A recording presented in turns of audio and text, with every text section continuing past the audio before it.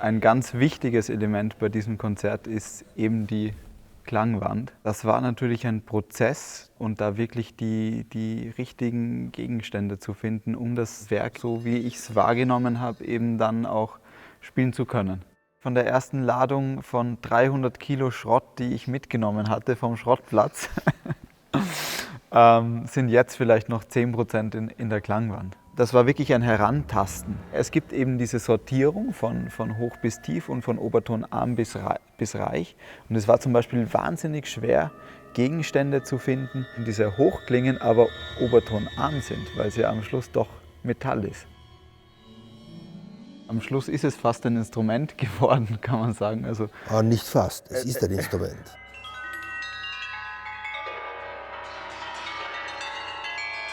Dahinter steckt aber auch eine gewisse Ideologie. Wenn Sie sich anschauen, welche Instrumente da gespielt werden, da gibt es eine Reihe von sündteurern und wunderschönen Tamtams. Dann gibt es diese Klangwand, wo das Teuerste an dieser Klangwand das Gestell ist, an dem alles aufgehängt ist. Und das ist aber jetzt nicht nur eine wirtschaftliche Sache. Das ist auch, wenn Sie so wollen, die Vorstellung, dass alles zu Kunst wird, wenn wir es zu Kunst machen.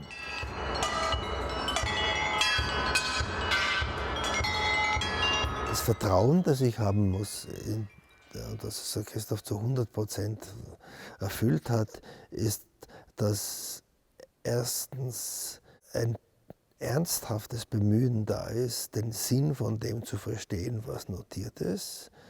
Und ebenfalls erstens ein Mensch in seiner gesamten künstlerischen Energie und Qualität sich in dieses Werk einbringt.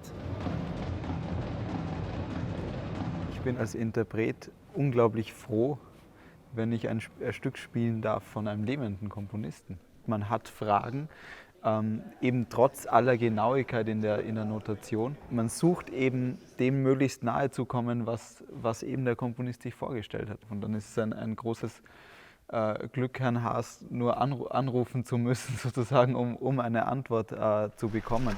Yeah, I mean, Gail, this whole section with the tom-toms after 180. Für mich ist es natürlich auch eine Premiere, auf einer Klangwand zu spielen. Also ich habe das bis jetzt nur in meinem Überaum gemacht und es ist auch für mich jetzt das erste Mal in einem Saal mit einer Klangwand. Also ich muss ja eigentlich nicht hören, wie es auf der Bühne klingt, sondern ich muss eigentlich hören, wie es im Saal klingt. Und wenn ich ein Instrument schon sehr gut kenne, dann fällt mir das natürlich um einiges leichter, als wenn das ein komplett neues Instrument ist.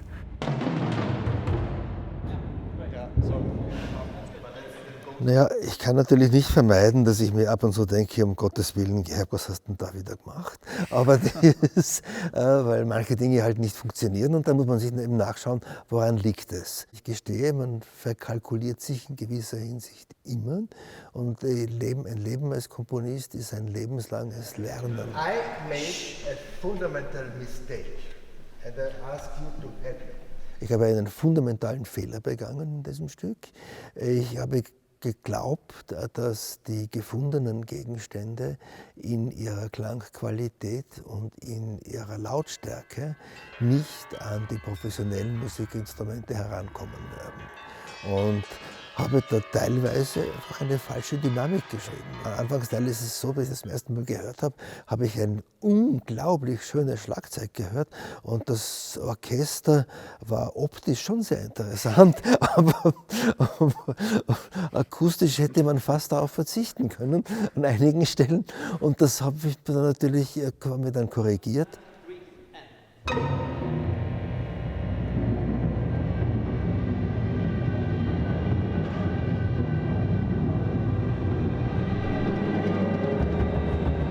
Das ist relativ einfach, man braucht nur dem Schlagzeuger bitten, ein wenig leiser zu spielen und das Orchester ein wenig lauter und dann ist plötzlich das da, was ich mir vorgestellt habe.